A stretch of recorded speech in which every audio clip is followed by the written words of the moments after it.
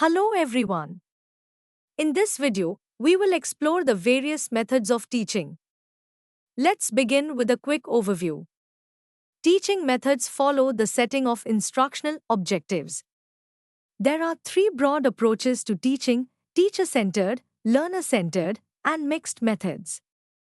The method selected by a teacher has a major impact on the effectiveness of the teaching-learning process. Now let's look at the teacher-centered methods. In this approach, the teacher is actively involved in presenting the subject matter to the students. Common teacher-centered methods include lecture method, team teaching, TV or video presentation, dialogic method or direct teaching. Moving into the lecture method. In this method, the instructor presents academic content to students using a structured format.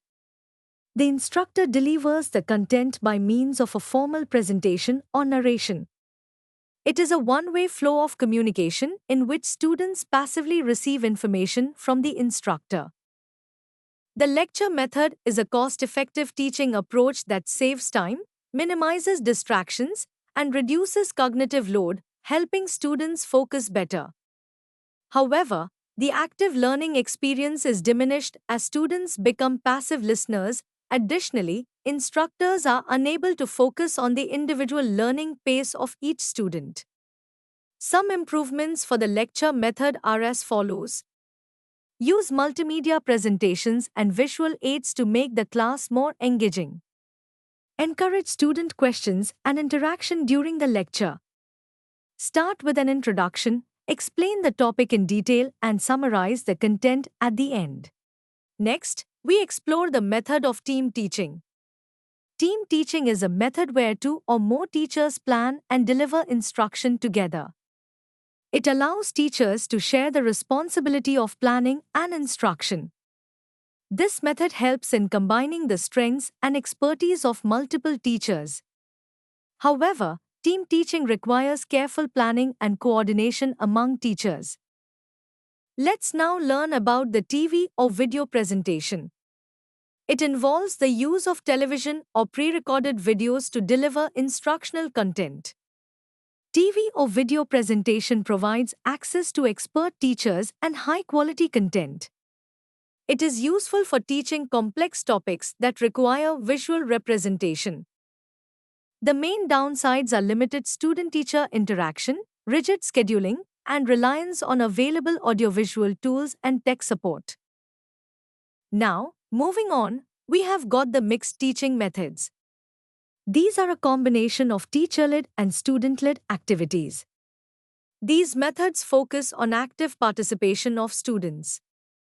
Some examples of mixed methods include group discussion, seminar, project method, and role play. A group discussion is a democratic method of teaching. Group discussion can be of different types: classroom discussion, formal discussion, planned discussion, unplanned discussion. In a group discussion, the teacher acts as a facilitator rather than a lecturer. The teacher guides the discussion and encourages participation. Group discussions build communication, critical thinking, teamwork, and confidence while fostering active listening and respect for diverse views. However, they may be less effective for covering a large syllabus, as discussions can go off topic, be dominated by a few voices, or discourage shy students. Seminar, on the other hand, is a formal method of teaching where students present a topic and discuss it. Seminars can be of different types: mini seminar, main seminar, national seminar, or international seminar. The student prepares a paper on the given topic. He/she presents the paper in front of the class. Other students participate in the discussion after the presentation. The teacher guides and moderates the discussion. Panel discussion is a method where a group of experts discuss a topic in front of an audience. Brainstorming is a method that involves generating creative ideas and solutions. Project method is a method where students work on real-life projects. To summarize, mixed methods engage students actively, building communication, teamwork, critical thinking, and emotional intelligence for holistic learning. Mixed methods can be time consuming, require special resources, and are less suitable for large classes or assessing individual performance. Now let's explore the learner centered methods. These methods focus on the student's active participation in the learning process. The role of the teacher is to guide and facilitate learning. Some of the learner centered methods include assignments, case studies, programmed instructions, and computer assisted learning. In the assignment method, students are given tasks to complete independently. Assignments help in developing research skills and self discipline. The case study method involves analysis of real life situations. It helps in developing problem solving and decision making skills. Programmed instruction is a method where the content is presented in small steps. It includes immediate feedback and self paced learning. Moving further, we have some more learner centered strategies. Computer assisted learning involves the use of computers and software for learning. It makes learning interactive and interesting. Personalized system of instruction is a method where students learn at their own pace. Open learning emphasizes providing learners with choices regarding the time, place, pace, and method of learning. How does it help? Open learning provides flexibility in terms of time, place, and learning material. Interactive video is a method that combines video with user interaction.